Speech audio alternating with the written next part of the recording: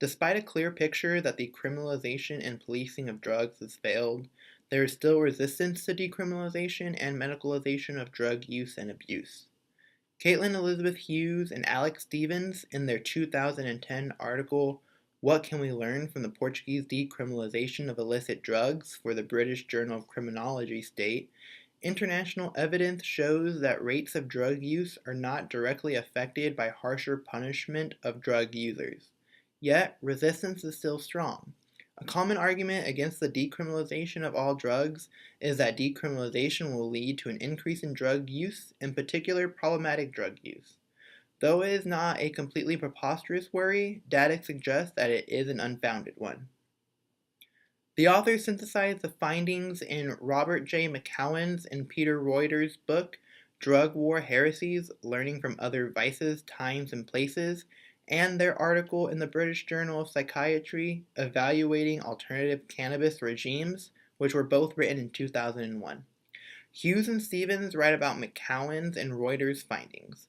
Using data from the Netherlands, the United States, Australia, and Italy, they concluded that the removal of criminal penalties appeared to produce positive but slight impacts. The primary impacts found were reducing the burden of law enforcement agencies and a less intrusive relationship between drug users and the criminal justice system. Also, they found that where there was an increase in drugs, in this case an increase in cannabis use in the Netherlands, it was not directly related to the depenalization of drugs. Rather, the development of coffee shops who promoted the illicit substance correlated much more with the increased use. Unfortunately, McCowan and Reuter's analysis came too early to include data from Portugal's experiment with decriminalization. Luckily, this is where Hughes and Stevens begin theirs. Portugal is particularly interesting to examine because of the decriminalization of all drugs and the further change to treat drug use as a medical administrative issue rather than a criminal one. A point Hughes and Stevens are careful to make is that there was in fact an increase in lifetime and last year use reported between 2001 and 2007 for all adults. However, this trend is mirrored in neighboring Italy and Spain, suggesting a regional factor that led to increased rates of drug use rather than the decriminalization in Portugal being responsible. However, despite this, rates of young and problematic drug use declined during the same period in Portugal and not in Spain and Italy. So, though there may have been an increase in drug use which coincided with Portugal's decriminalization of all drugs, the decriminalization of all drugs actually led to a decrease in problematic use and use among children and adolescents.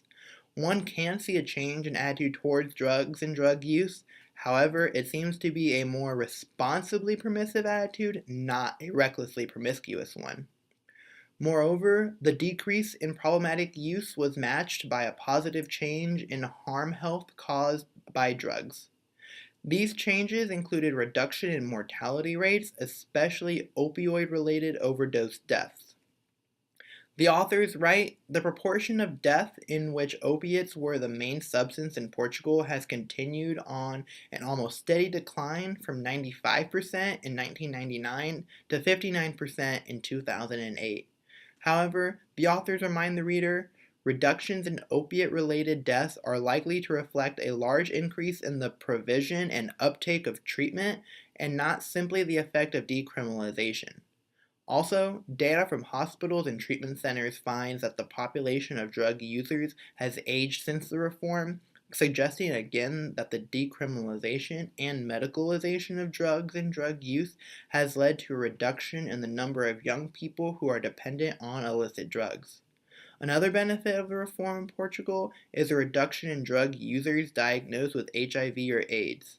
The authors write, between 2000 and 2008, the number of cases of HIV reduced amongst drug users from 907 to 267, and the number of cases of AIDS reduced from 506 to 108. From this, it is clear to see that the experiment in Portugal is off to a good start, and it's very interesting and compelling, and it suggests that maybe other countries should follow suit.